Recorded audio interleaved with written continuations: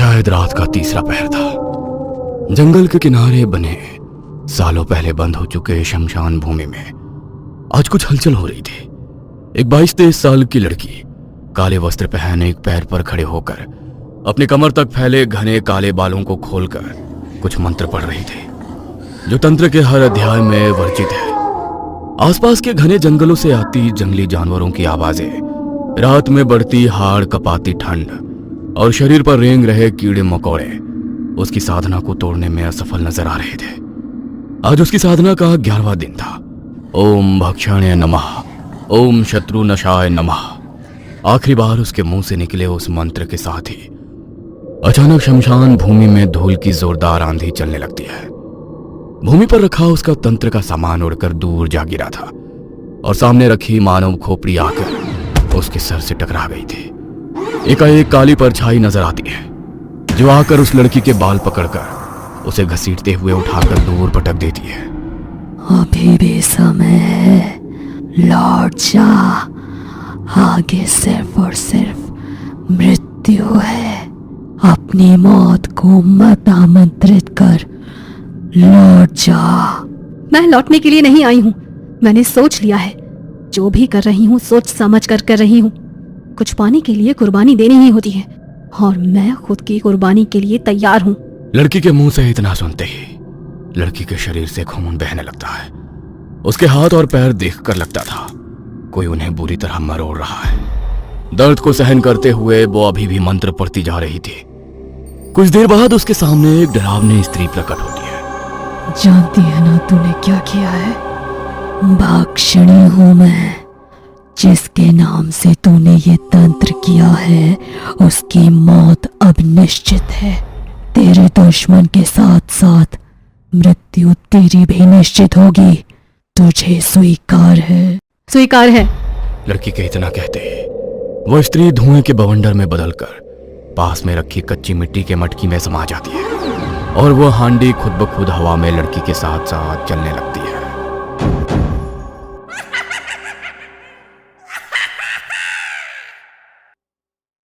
घड़ी की सुइयां रात के 12 बजने का संकेत कर रही थी। मिट्टी के दियों की मध्यम रोशनी से जगमगाते कमरे में लाल फूलों से सजे बिस्तर पर बैठी पूर्वी की आंखें अब नींद से बंद होने लगी थी। एकाएक पूर्वी की आंख बंद हुई और उसे महसूस हुआ किसी ने उसका मुंह कसकर दबा दिया है। पूर्वी बुरी तरह छटपटा रही थी। तभी घबराकर उसकी नींद खुलती है। कमरे में बिल्कुल सन्नाटा नजर आ रहा था। उसका पति पूरब कमरे में कहीं नजर नहीं आ रहा था। उफ, ये सपना। कितना वक्त हो गया, ये पूरब अभी तक क्यों नहीं आया? दुल्हन के लाल जोड़े में सजी पूर्वी अपने बिस्तर से नीचे उतरती है और घूंघट में से ही पूरब को पुकारते हुए हवेली में एक कमरे से दूसरे कमरे में जाने लगती है। अचानक ही एक कमरे के दरवाजे पर पहुंचकर उसके कदम ठिठकते हैं। कमरे का दरवाजा हल्का सा खुला था और भीतर से कुछ अजीब आवाजें सुनाई पड़ रही थी। कुछ अजीब दुर्गंध भी कमरे के धुएं के साथ बाहर आ रही थी। इससे पहले कि पूर्वी अंदर जाती, उसे अपने कंधे पर एक गर्म हाथ महसूस होता है। डरा दिया तुमने। कहाँ थे तुम? बहुत जल्दी में है मेरी दुल्हन। बस तुम्हारे पास ही आ रहा था। आज की रात तुम्हें छोड़कर जा भी कहाँ सकता हूँ। कब से वेट कर रही थी। तुम थे कहाँ और यहाँ इतना अंधेरा क्यों है? ये जगह कुछ अजीब नहीं है? आज की रात कोई सवाल जवाब नहीं, बस तुम और मैं। कल सुबह तक तुम सब जान जाओगे। पूरब ने कमरे में जल रहे दीपक बुझा दिए और पूर्वी को गोद में उठाकर उसके बिस्तर तक ले आया। कुछ देर बाद पूर्वी बिस्तर पर बेफिक्र होकर गहरी नींद में सोई हुई थी, लेकिन पूरब वो अब बिल्कुल बदला हुआ नजर आ रहा था। उसकी आंखों में मानो खून उतर आया था। उसने अपने शरीर पर काले वस्त्र पहन रखे थे, माथे पर काली राख मल रखी थी, आंखों में गहरा काजल और चेहरे पर किसी कसाई जैसी निष्ठुर भाव। उसने पूर्वी को उठाकर जमीन पर लिटाया, कुछ देर मंत्रोच्चार किया और फिर अग्निकुंड के पास रखे खंजर से उसका सर धड़ से अलग कर दिया। इसी के साथ पूरब के हंसी की आवाज से वह हवेली गूंज उठी। इस घटना को कई महीने बीत गए थे। पूर्वी का कुछ पता नहीं चल रहा था। शहर में उसकी रूममेट मेघा यूं अचानक पूर्वी के गायब हो जाने से बहुत परेशान थी। पूर्वी अपनी बहन निष्ठा से बहुत क्लोज थी मुझे पूरा यकीन है निष्ठा को जरूर पता होगा कि पूर्वी कहाँ है और किस हाल में है। आई थिंक मुझे उससे बात करनी चाहिए। पूर्वी के बारे में कुछ पता है क्या? आई मीन वो अचानक से अपना सामान छोड़कर चली गई, उसने बताया भी नहीं। हाँ, वो अभी शायद तुम्हारे साथ नहीं होगी, उसने बताया होगा ना कि शादी करने वाली है। Thank God. मुझे पता नहीं क्यों बहुत अजीब अजीब से ख्याल आ रहे थे। उसका फ़ोन भी नहीं लग रहा है। बात करवा सकती हो क्या? शादी हो गई उसकी? मुझे पूर्वी के बारे में जितना बताना था मैंने बता दिया। आगे से उसे कांटेक्ट करने की कोशिश मत करना, सबके लिए वही अच्छा होगा। निष्ठा के यूं अजीब बर्ताव ने मेघा को उलझन में डाल दिया था। क्या चल रहा है यार? पूर्वी ने भी कभी पूरब से मिलवाया नहीं। मुझे पता भी नहीं वो दिल्ली में कहाँ रहता है। फोन ट्राई करती हूँ। पूरब, मैं मेघा, पूर्वी की रूममेट। पूर्वी से बात हो सकती है क्या? मैं नहीं जानता पूर्वी कहाँ है। उसने मुझे ऐसा धोखा दिया कि मैं आज तक उससे उबर नहीं पाया हूं। हम गांव में जाकर शादी करने वाले थे, लेकिन शादी के दिन वो पहुंची ही नहीं। मैं उसका इंतजार करता रहा और मेरा इंतजार उसके बाद कभी खत्म ही नहीं हुआ। उसका फोन भी नहीं लग रहा था। मुझे पूरा यकीन है उसकी बहन ने ही उसे रोका होगा। वो नहीं चाहती थी हमारी शादी हो। मेरा तो मन अब जीने का ही नहीं करता। मन करता है अपनी जान दे दूं। तो क्या निष्ठा कुछ छुपा रही है? आखिर पूर्वी है कहाँ? कहीं उसके साथ कुछ अनहोनी तो नहीं हुई? मेघा कुछ समझ नहीं पा रही थी कि आखिर ये क्या पहेली है। ऐसा मत कहो, तुम अपनी जान क्यों दोगे? संभालो खुद को, तुम्हें भी लाइफ में आगे बढ़ना चाहिए। शायद उसने शादी कर ली है। मेघा और पूरब के बीच अब अक्सर बातें होने लगी थी। पूरब के टूटे दिल को संभालने के चक्कर में मेघा पूरब के नजदीक आ गई थी। मैं नहीं जानता था पूर्वी के अलावा किसी और लड़की के साथ ऐसे कभी खुलकर मुस्कुरा पाऊंगा। थैंक यू मुझे समझने के लिए। पूरब को कंधा देते देते कब वो उसे पसंद करने लगी थी उसे एहसास ही नहीं हुआ था। समझ ही नहीं आता कैसे कहूं। पता नहीं था कोई पूर्वी से भी ज्यादा खास हो जाएगा मेरे लिए।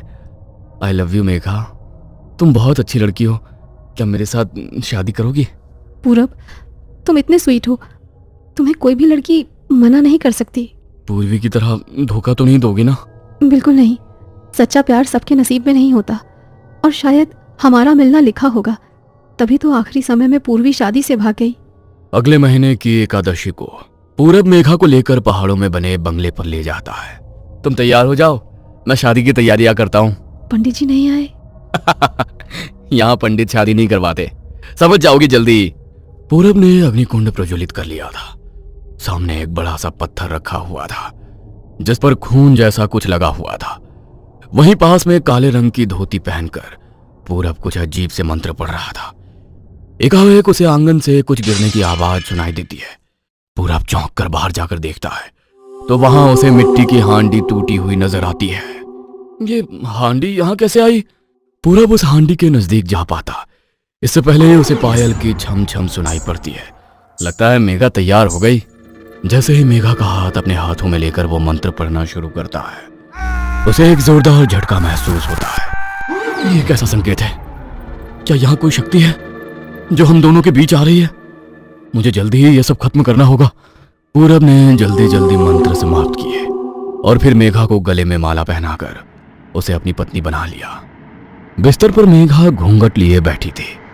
तभी पूरब उसके नजदीक आता है और घूंघट उठा देता है, लेकिन सामने का नजारा देख उसके पांव तले जमीन खिसक जाती है। कौन हो तुम? यहाँ कैसे आई? मेघा कहाँ है? मेरे साथ ही विवाह हुआ है तुम्हारा। अब तेरे शरीर और आत्मा पर मेरा अधिकार है।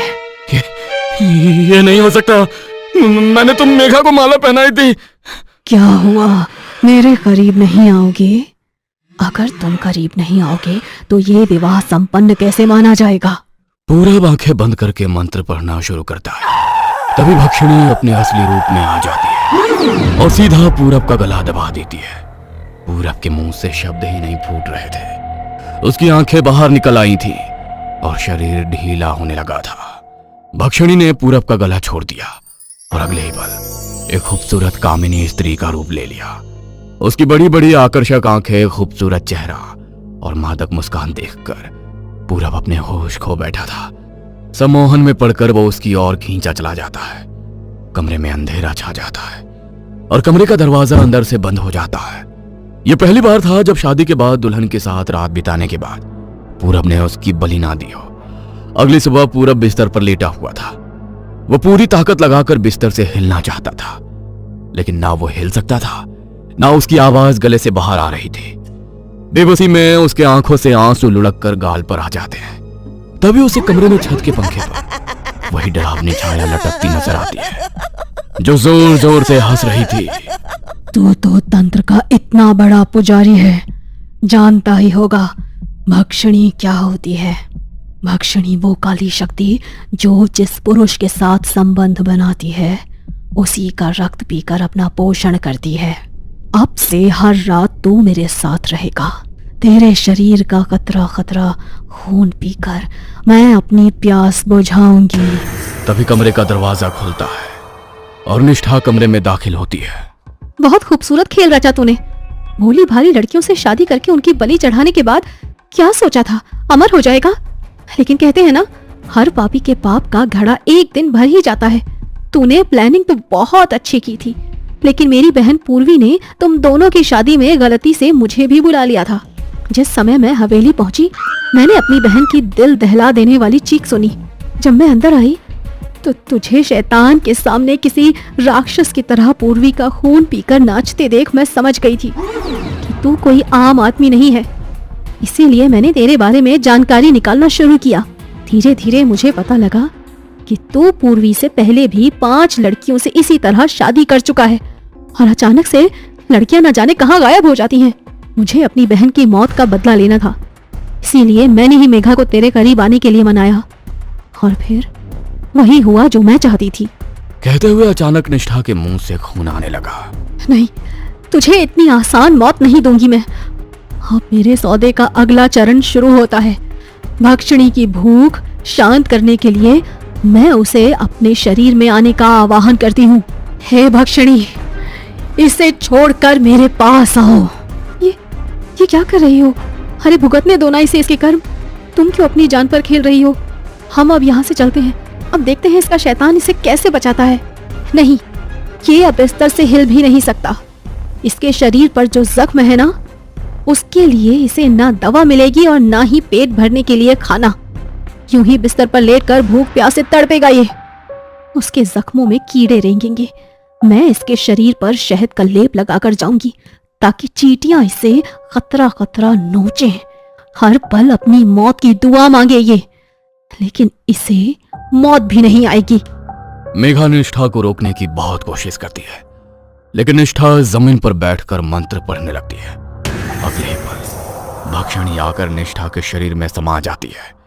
निष्ठा का शरीर नीला पड़ने लगता है। उसके शरीर पर जख्म उभरने लगते हैं और वो दर्द से कराहने लगती है।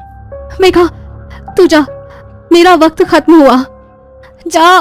मेघा के वहां से निकलते ही हवेली के दरवाजे हमेशा के लिए बंद हो जाते हैं और कुछ ही देर में भक्षणी निष्ठा के शरीर का कतरा कतरा खून पीकर उसे एक सूखी लकड़ी जैसा बना देती है। अगले 1-2 दिन में निष्ठा की मौत हो जाती है। निष्ठा तो आजाद हो गई थी, लेकिन पूरा वो रो रो कर अपने लिए मौत मांग रहा था। लेकिन उसकी वो पुकार सुनने वाला वहां कोई नहीं था, क्योंकि उसे अभी अपने कर्मों की सजा भुगतना बाकी था।